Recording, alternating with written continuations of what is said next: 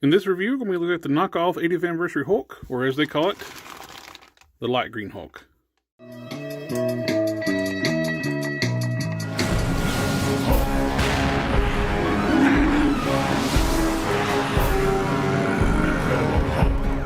This KO comes packaged just like all the other KOs on the Hulk body. That comes in the poly bag. The accessories in little Ziploc bags inside the poly bag. Let's open up, take a look.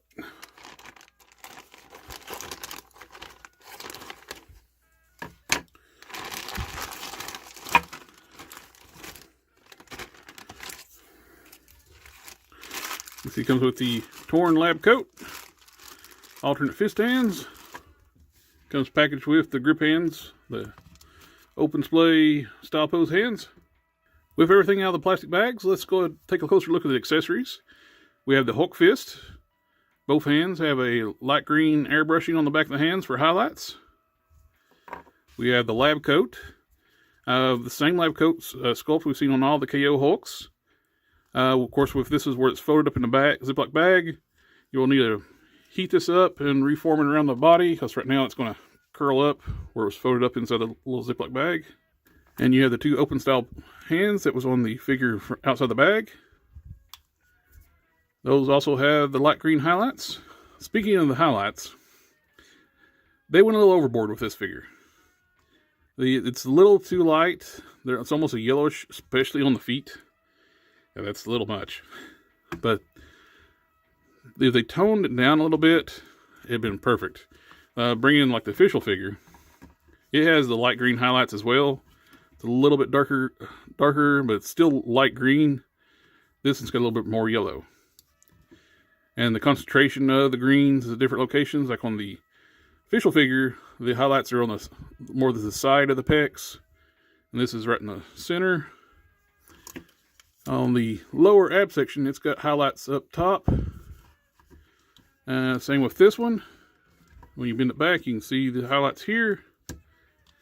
You got highlights on the shoulders, the biceps, the back of the shoulders, the back of the triceps, on the side of the forearms, of course on the back of the hands. This is where the worst culprit, though, on the feet. They went a little overboard when they hit the airbrush on those, especially on this one. I got a halo right there where they hit the yellow. Got a little bit over here, but if I wasn't going to use this for a custom, this is easily removed. I got a tutorial like how to remove tampo graphs on figures, and so this can easily be wiped off with a little bit of either clear nail polish or the brush cleaner solution that I use for removing tampo graphs. But it still looks good though. A lot of detail on the figure. One thing I was looking at these figures, if you see one of these out in the wild, you're not sure, like say, like if you're at a toy convention or Comic-Con or toy shop, and you don't know if you're looking at a KO or not. Because if you look these side by side, they look pretty good, pretty close to comparable to each other. The only real standing out is the feet, but if you don't know that, you may not even know that. But here's the real tip, the bottom of the feet. If you notice, the copyright information, the CE made in China, is very pronounced on the official figure. On the KO, it's barely visible. It's very smooth. So if you see feet like this, you're looking at a KO. As we've mentioned, construction-wise, these are also made different. If you have one of these and you bought it and you didn't notice the feet and you don't know to look at the feet, another way to tell is take a blow dryer, heat this sucker up, pop the upper torso off. Does it take much heat to pop these off? If you see screw holes on the upper part of the lower torso, it's a KO. The factory figures, these are glued, and on the KOs they use screws. Now let's try out changing out the hands.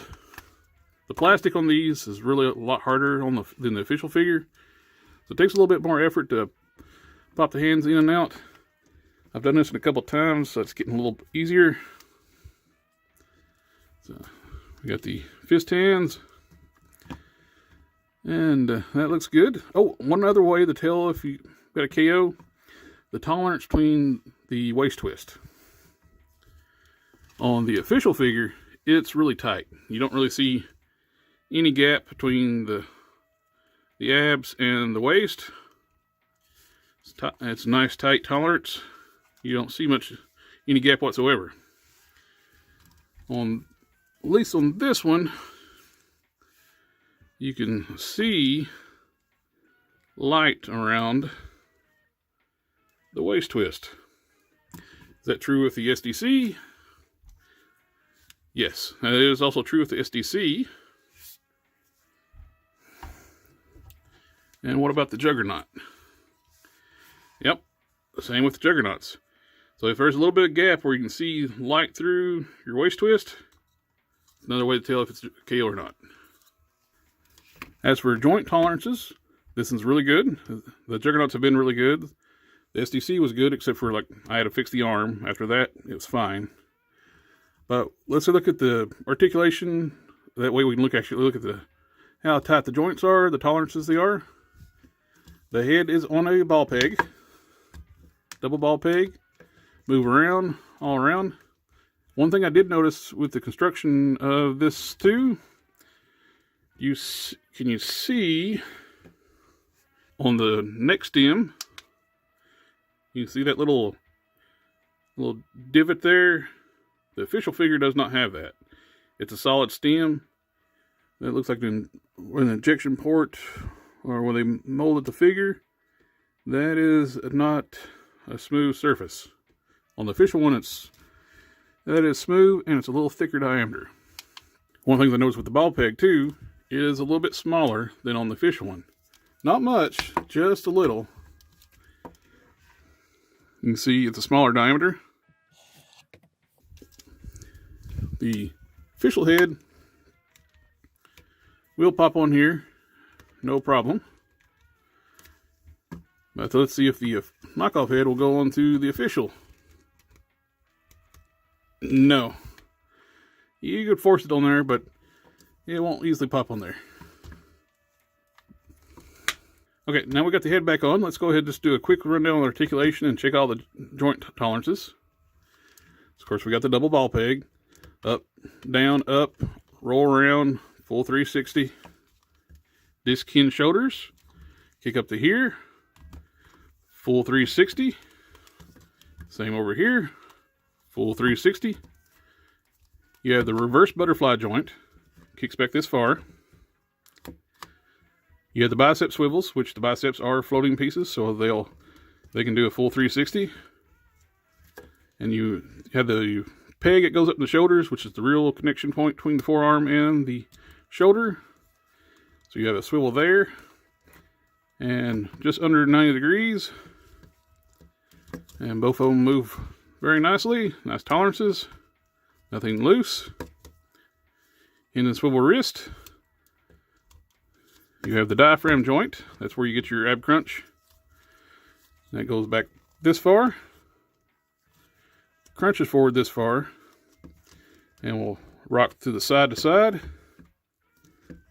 Waist twist, full 360. Ball jointed hips. Kick out this far. Kick forward this far. And nothing loose. No back really. You have a thigh swivel. Nice tight thigh swivel. The way these are constructed, these are super strong thigh swivels. On these, they are made different. On the official, you have a standard smaller mushroom peg. It's for a lot of Marvel Legends figures. On the KOs, they use a disc peg. And a much larger diameter thigh peg hole. And they fit together like that, so if you're ever thinking about getting a KO to use on a lower from here down, like if you're planning on doing a swap like with the Maestro, you can't just swap at the thigh down. You have to swap at the boot or swap at the hip. Double joint knees, both are tight. Can get you that far. And you have hinged ankles. They go down this far, forward that much, and ankle pivots. Everything is nice and tight. Now, like I said, I bought this one mainly because I want to do a custom figure. I'm planning on doing a Smart Hulk. And I have a casting of a enlarged Toy Biz Smart Hulk head I got years ago from Glassman Customs.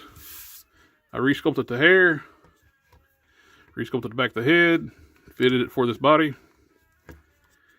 That's how I found out too, the ball joints on the heads are smaller. So I had this fitted originally for the official figure, and the peg hole was too big when I put it on this one. So I had to refit it to this figure. And with the greens too, they're a little different shades of green. They're close, but not quite.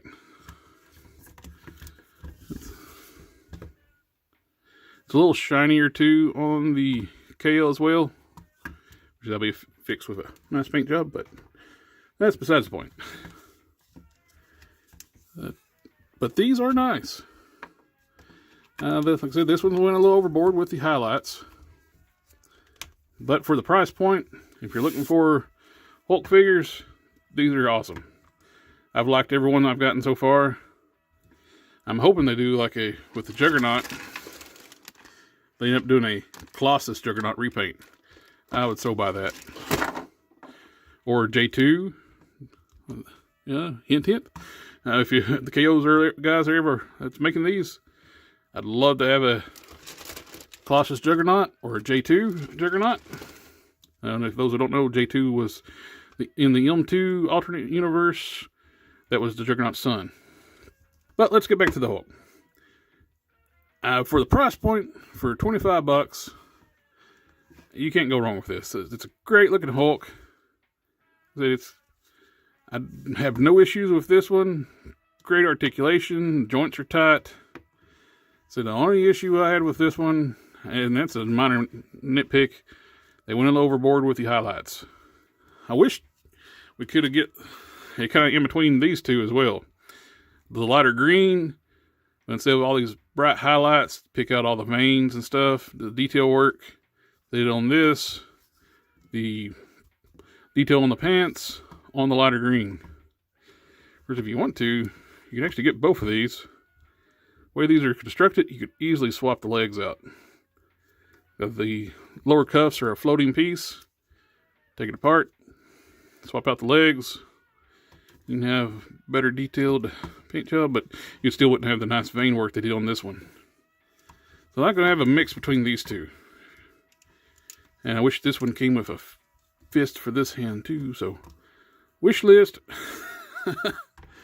I hope this helps anybody who's been on the fence about getting one of these 8th anniversary Hulks. I know when these things were like selling for like 40 bucks a pop or better, 40, 50 bucks at one time, I was hesitant to ever even think about buying one because I had no idea about the quality.